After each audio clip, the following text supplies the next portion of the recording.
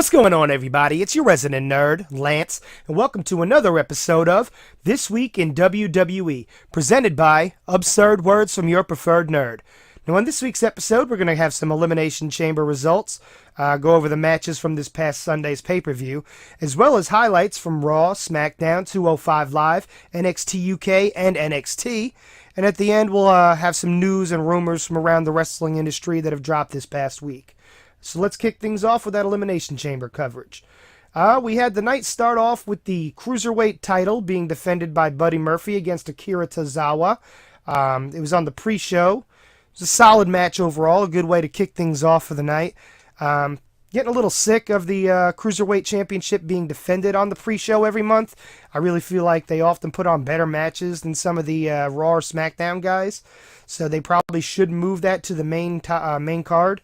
I don't know why they have them on there. I guess they feel like maybe it's not as big of a deal, but maybe it would be a bigger deal if they gave them the bigger showcase for it, and everybody got to actually see that match without having to sit through an hour of talk on the pre-show.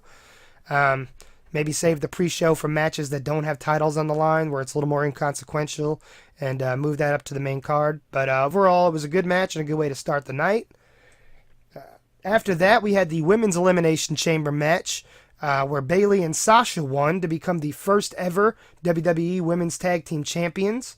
Again, it was another solid match. It didn't really go the way I would have booked it. As I stated in my last video, I was really hoping the Iconics would win it, where they're the most established team, I think, in the WWE right now as far as the women's tag teams.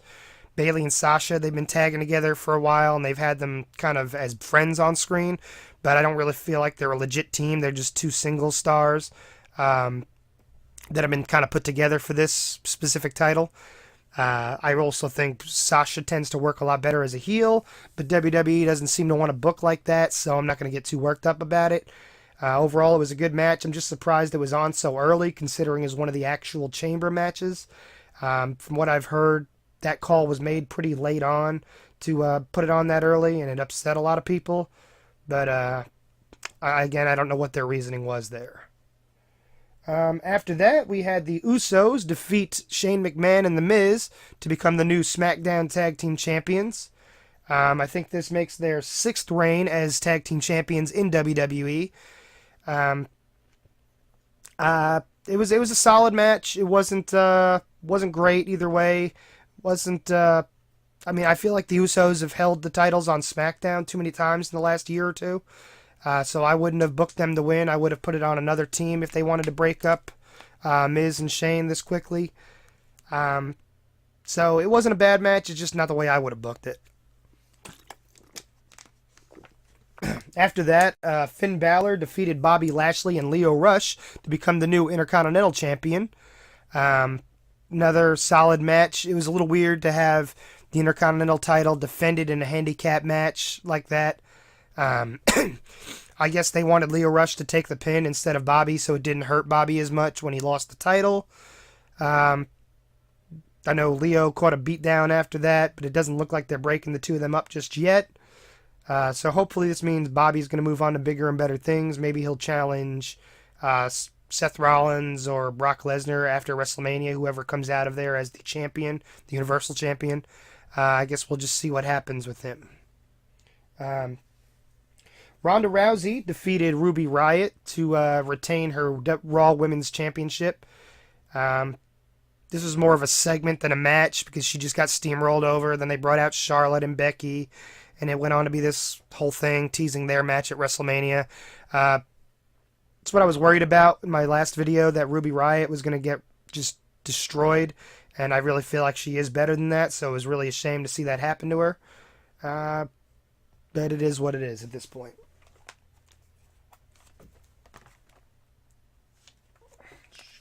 Baron Corbin defeated Braun Strowman. And again, it was more of a segment than an actual match because there wasn't a whole lot of wrestling going on. But they brought Baron Corbin, Bobby Lashley, and Drew McIntyre back together like they were on Raw a few months ago. Corbin's not in a position of power anymore, so I don't get why these guys are aligning themselves with him. Doesn't make a whole lot of sense right now, and I don't know that anybody really wanted to see the three of them back together. There are much better stables in WWE that gel better together, that make more sense on paper and on screen. So I don't know what they're doing there. Hopefully it doesn't go on too long. And I really think Drew McIntyre, out of the three of them, should be in line for a singles push. Um, Maybe go against Seth Rollins, hopefully, if he comes out as champion after WrestleMania. Daniel Bryan retained his WWE Championship inside the Elimination Chamber.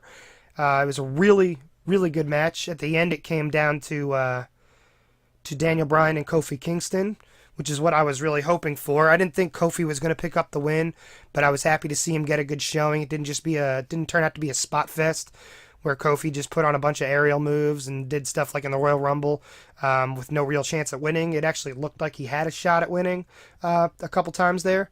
So they made him look really good. It's been a long time coming, and he's deserved this push.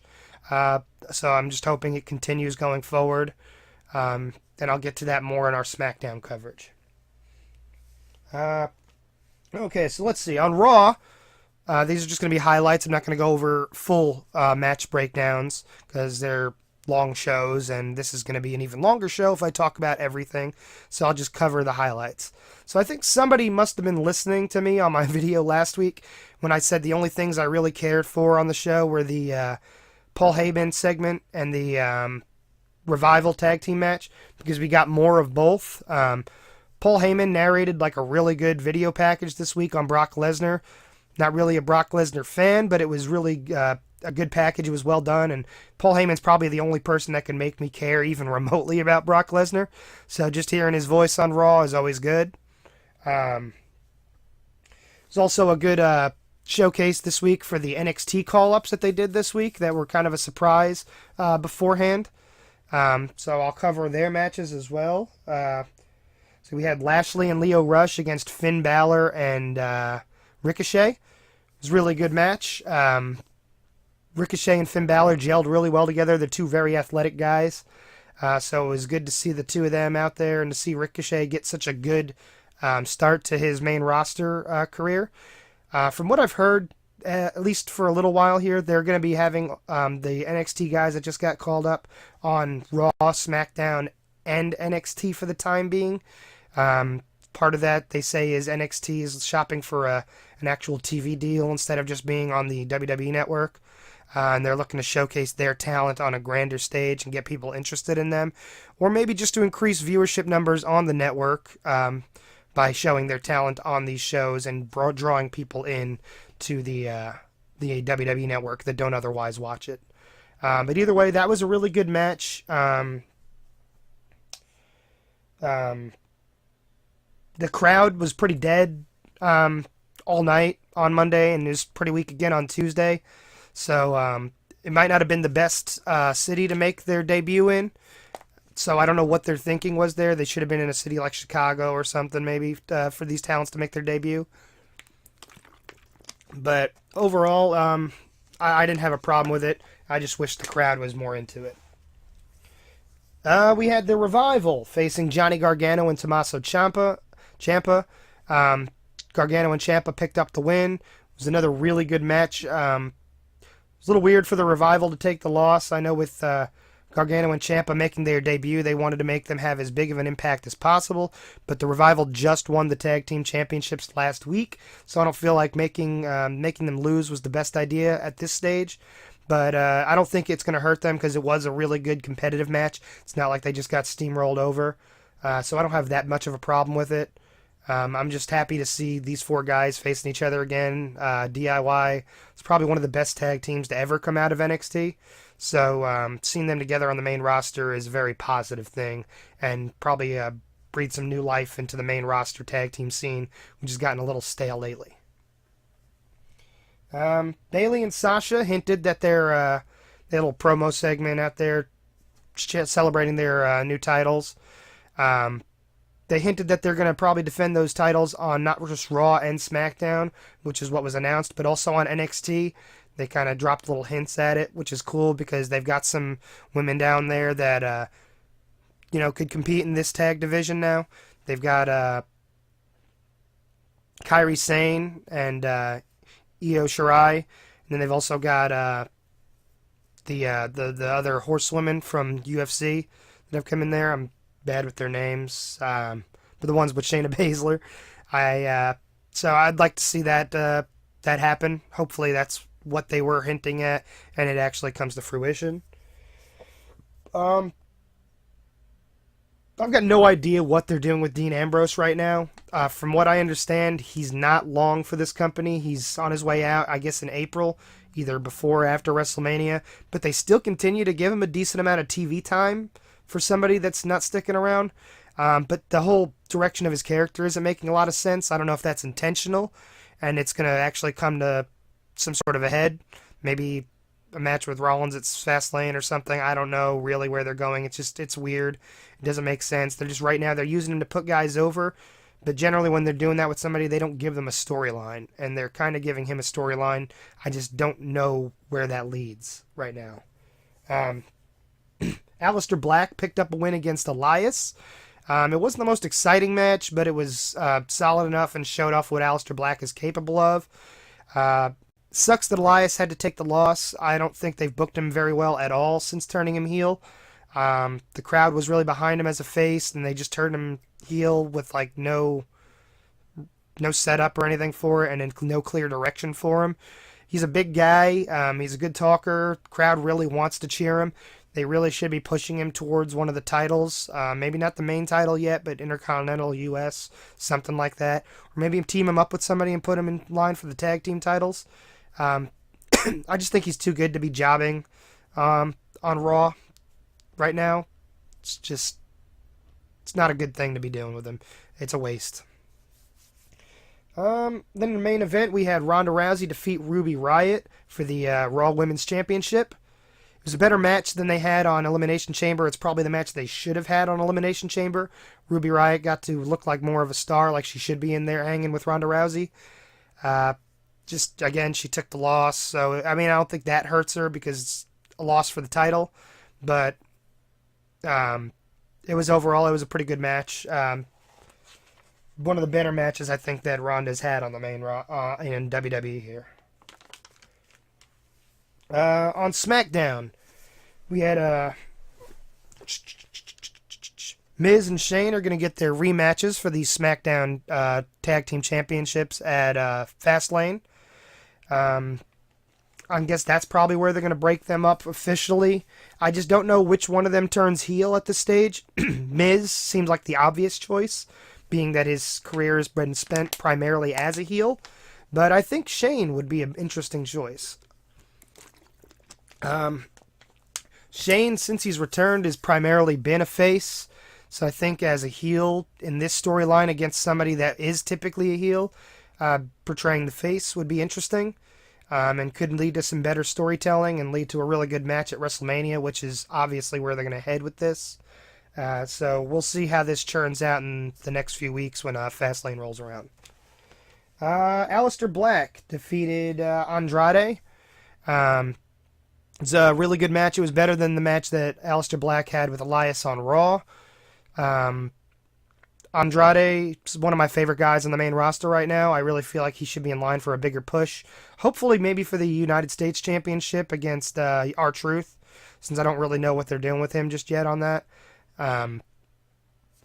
But yeah, Andrade definitely should be maybe picking up some more wins. He had that really good series of matches with Rey Mysterio, and then they just seemed like they didn't know what they were doing with him after that. So hopefully they course correct and start letting him pick up some significant wins again.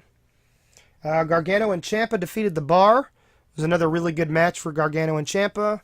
They're doing a really good job of making them look like stars here on the main roster. The Bar, one of my favorite tag teams in WWE. Looks like Sheamus might have hurt his knee at some point in the match, because at the end he was looked like he was in pain gripping that knee, and it wasn't something that they really told a story about in the match. So I don't think it was part of the match, and it wasn't like a fake injury. So hopefully it's nothing serious. I know they've said Sheamus has been kind of piling up some injuries over the last couple of years. So I don't know that his career goes on for too much longer. Maybe they give him some time off and he's able to recuperate and that prolongs it. I just feel like he's a big guy who keeps getting hurt. So maybe he's not too long for WWE, at least in an in-ring capacity. Ricochet defeated Eric Young. It was another really good match. Ricochet had a tag match on Raw, so it was nice to see him get a singles match on SmackDown. Eric Young, I'm not a fan of the way that they've booked Sanity on the main roster at all. So this is the best Eric Young has actually gotten to look in a long time since debuting on SmackDown. Just sucks that he had to take the loss, but obviously Ricochet is the priority here. But hopefully they book Eric Young and the rest of Sanity better going forward. I think they gel really well together. They've got an interesting gimmick, and Eric Young has always been really good in the ring. So I think he's too good just to be a jobber, to be a filler. Hopefully they do more going forward. The main event was the six-man tag match between Daniel Bryan, Samoa Joe, and Randy Orton against Kofi Kingston, Jeff Hardy, and AJ Styles. The Faces picked up the win in that match. It was another really good match. I think both Raw and SmackDown were very good this week, especially by comparison to how Raw has been recently. After the match, Shane McMahon came out and announced that Kofi Kingston would be facing Daniel Bryan for the WWE Championship at Fastlane. So he's continuing that push, which is really good. Again, I'd say Kofi's been around for 11 years now. He definitely deserves it. And he's putting on really good matches, some of the best matches of his career. So hopefully this push continues, even if he doesn't win at Fastlane. Hopefully they give him something important to do at WrestleMania, and they don't just throw him in that Andre the Giant Battle Royal or into some big six-man match or something. Hopefully they give him a meaningful singles match, maybe against Styles or somebody. We'll see where this goes. I don't know what they're setting up for Daniel Bryan at WrestleMania yet. Obviously, they've got the title situation figured out on Raw, but SmackDown still has a lot more stuff up in the air. On 205 Live, they announced a 8-man tournament to figure out Buddy Murphy's opponent for WrestleMania. So that's going to be really good. Those tournaments are always good. The matches actually mean something, so they make them more competitive. The results actually matter. And then Mike Kanellis lost a match to Cedric Alexander, but it was actually probably the best match Mike Kanellis has had since signing with WWE.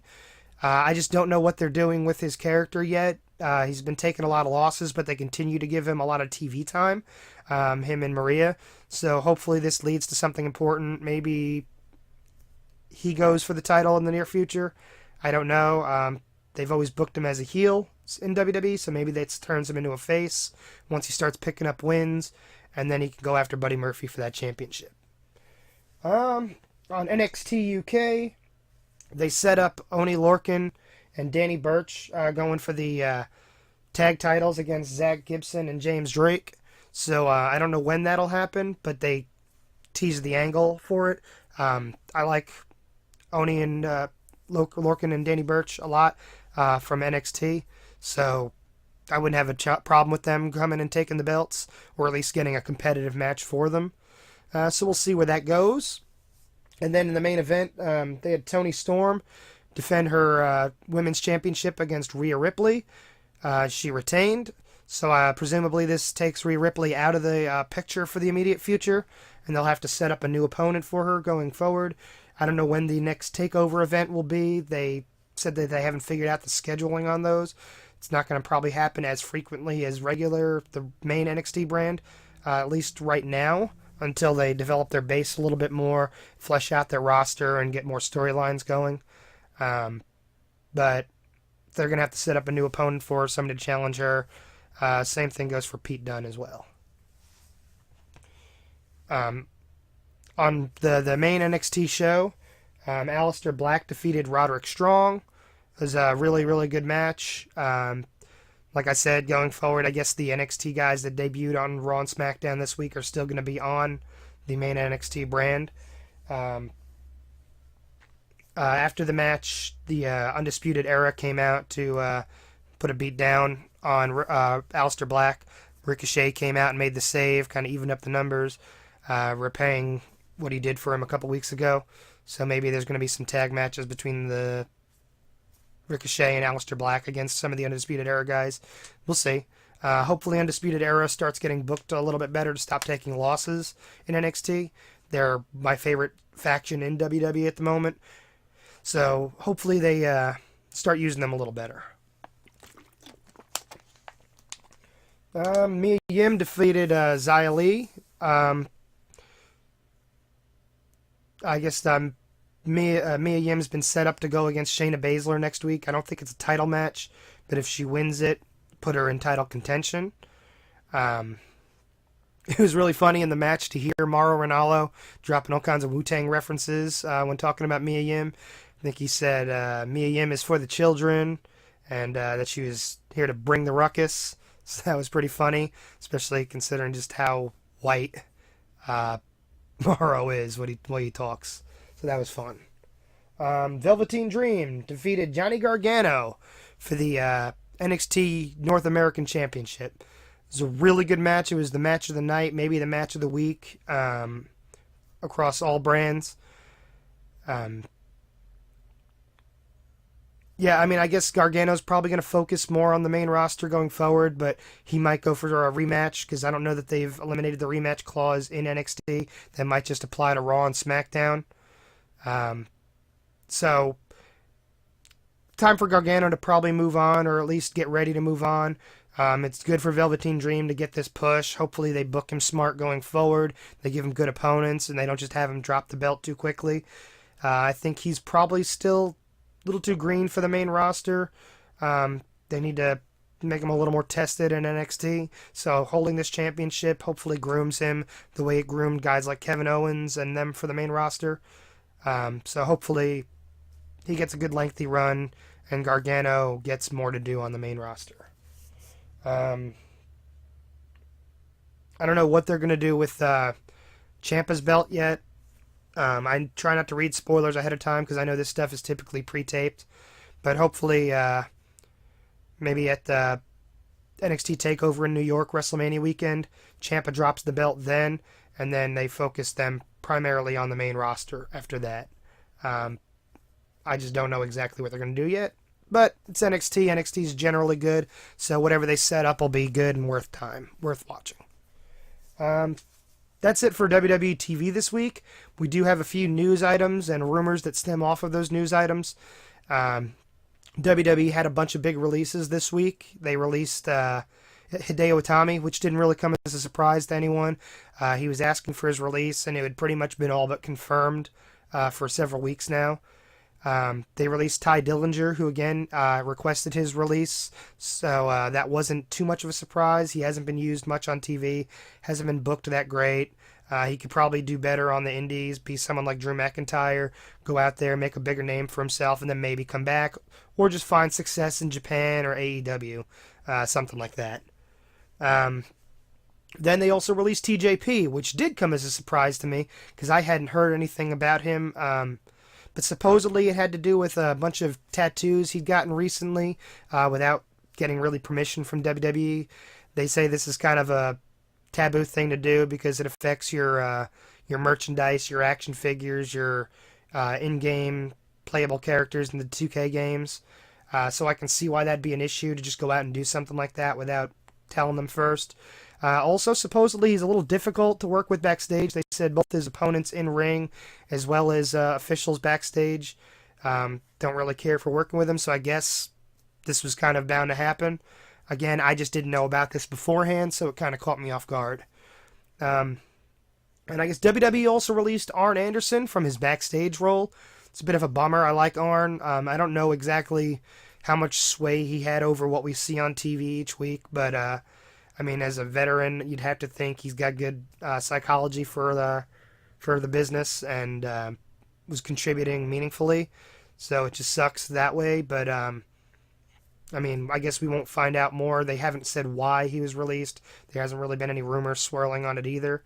But WWE did just re-sign Bruce Pritchard to a prominent backstage role.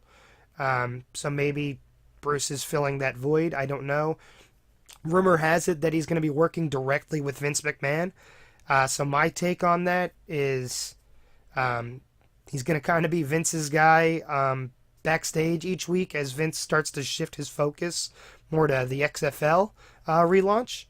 So he's probably going to be Vince's proxy on hand to make sure that Triple H doesn't do too many things he doesn't want to see on air, doesn't start running it more like NXT, which is what we all want to see. But obviously, it's not what Vince wants. So time will tell. That's it for the big news and rumors this week in WWE, and that's it for our show. Hope you guys enjoyed it. We've got Fastlane coming up in a couple weeks, so I'm going to do another episode with a card breakdown for that. I should be back next week to cover results from WWE TV highlights. Again, it's probably going to be a little shorter of a show because I don't have a pay-per-view to recap or anything like that. So it might just be maybe a 10-minute video or something just covering the highlights from Raw, Smackdown, 205 Live, NXT UK, and NXT. But hopefully I'm back next week, and hopefully you guys tune in. Hope you enjoyed. Check out my other videos on Facebook and YouTube. Click subscribe on YouTube. Give me a like and a follow on Facebook. And I hope to see you guys next week.